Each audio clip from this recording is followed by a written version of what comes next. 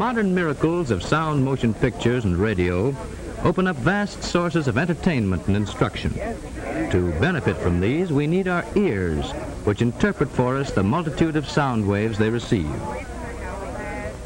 Now, if you will lend me your ears while watching this picture on the screen, I will tell you about these invisible waves and how our ears are able to convert them into sound.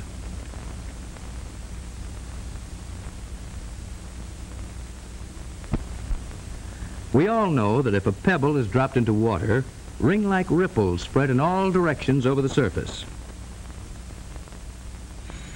A doorbell ringing sends out similar but invisible wave-like impulses which travel through the air with a speed of about 1,100 feet per second. Sounds of every kind are transmitted to our ears by just such waves. Even now, as my voice comes to you, it is carried by these airwaves to be conveyed to your own brain by nerve impulses created within your ear. As we shall see, this feat of conversion requires the highly refined and perfect mechanism which is our ear. To begin with, air impulses are caught by the outer shell and directed into the ear canal.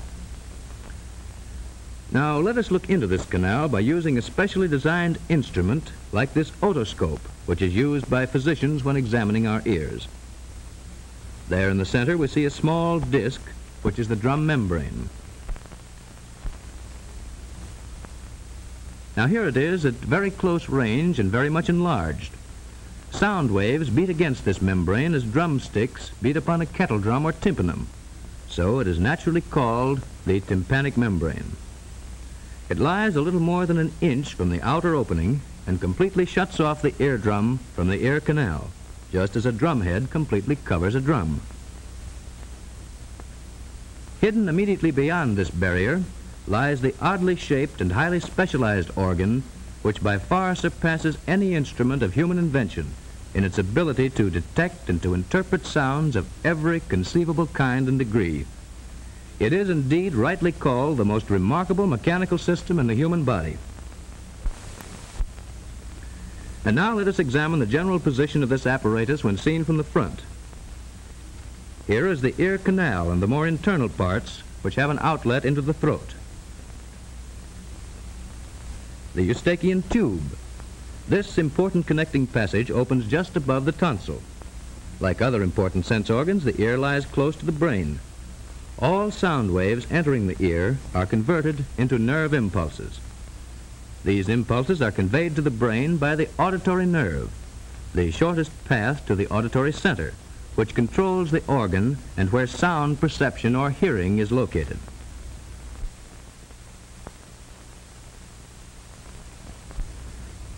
The bones of the skull also encase the inner ear. Here we can see it occupying a group of intricate hollows and channels. These are safely protected within the hardest portion of the temporal bone. This portion is actually the hardest bony structure in the whole body. Now let us greatly enlarge the picture of one ear so that we may examine its construction and its parts in greater detail in this sectional view. The ear is divided into three parts. First, the external or outer ear, consisting of the shell or pinna, and the auditory canal or meatus. These and many of the parts that are to follow have been given their names because they resemble familiar objects. Now second, the middle ear or eardrum, also called the tympanum, consisting of the drum membrane, already compared to a drumhead, and the drum cavity. This is shut away from the outer ear by the drum membrane, but communicates with the throat by means of the Eustachian tube, already mentioned. The most striking feature of the middle ear are these three tiny but delicately fashioned bones. They're called the ear bones or ossicles. Like the outer ear, the middle ear contains air. It is the purpose of the Eustachian tube to equalize the air pressure on both sides of the drum membrane to prevent its being injured by violent noises or changes in air pressure. Beyond the middle ear lies the third part, called the inner ear or labyrinth. Unlike the outer and the middle ear, this part is filled with a liquid instead of air and contains the delicate apparatus which transforms sound waves into nerve impulses. And now let's look at a still larger view of the middle ear with its 3 ear bones or ossicles, and then see what happens when sound waves strike the drum membrane. This bone, consisting of a head and handle, is called a hammer or malleus, and is fastened by the handle to the drum membrane. United to the malleus by a joint is the anvil or incus, which in turn touches the stirrup or stapes. The footplate of the stirrup is attached by a movable ligament to an opening, which is called the oval window. If from any cause the drum membrane is forced inward, its movement is transmitted to the stapes, and the upper part of its footplate swings into the inner ear as on a hinge.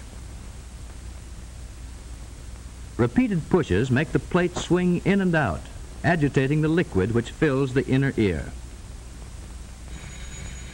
And now let's see how sound waves coming from a ringing bell act upon the ear mechanism.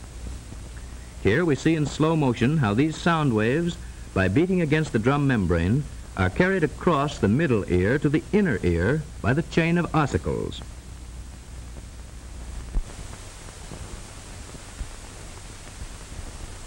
The inner ear, or labyrinth, contains the minute but extraordinary mechanism which finally converts sound waves into nerve impulses. If the eardrum should be destroyed, sound waves could still reach the inner ear through the surrounding bone and cause some sensation of hearing. But destruction of the labyrinth itself causes complete deafness. The labyrinth, as its name implies, consists of a maze of passages or tunnels hollowed out of the solid surrounding bone. These passages are loosely lined with a skin or membrane. Now, if we remove its surrounding bone, we reveal the shape of the entire labyrinth as it is formed by its lining membrane. Part of the labyrinth consists of these 3 ring-shaped passages called the semicircular canals. These, however, only aid the body in keeping its balance and need not be considered in connection with hearing. Our real interest is in this rounded portion with the 2 small openings, and, of course, the part with which it is united and which looks like the shell of a snail.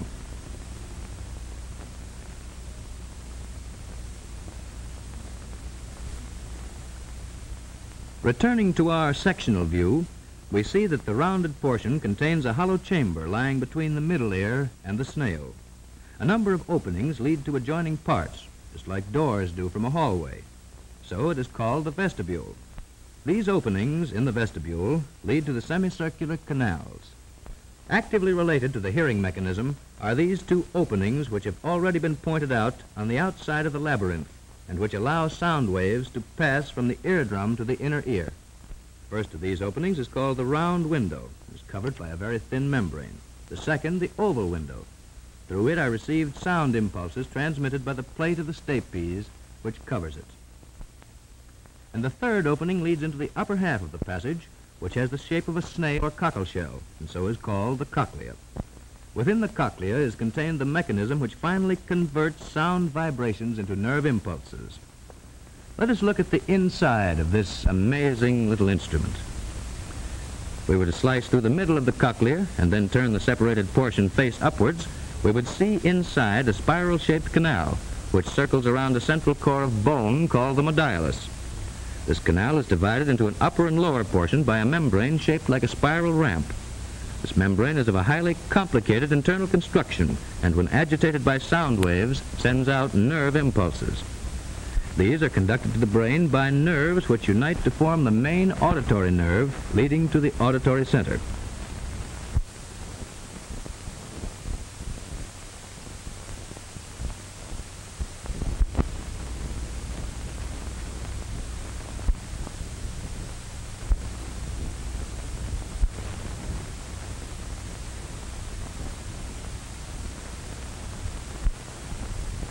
Now let's look at a simple diagram of the cochlea and its action. And this time, let's take off the top. Here again, briefly, we recognize the vestibule with the oval window covered by the stirrup. And directly below is the round window covered by its membrane. And here is the third opening, which leads directly into the inner channel of the cochlea.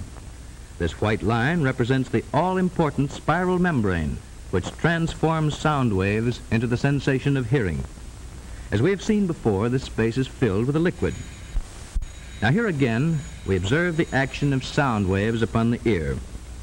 This is merely a simple picture of the complicated action that results when sound waves enter the inner ear by way of drum and ear bones. The liquid, when set into vibration, causes wave-like shakings of the spiral membrane.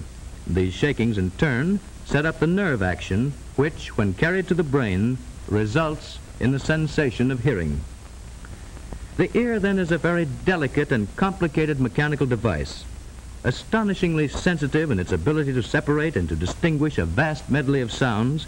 It excels by far the most ingenious and delicate instruments ever devised by man.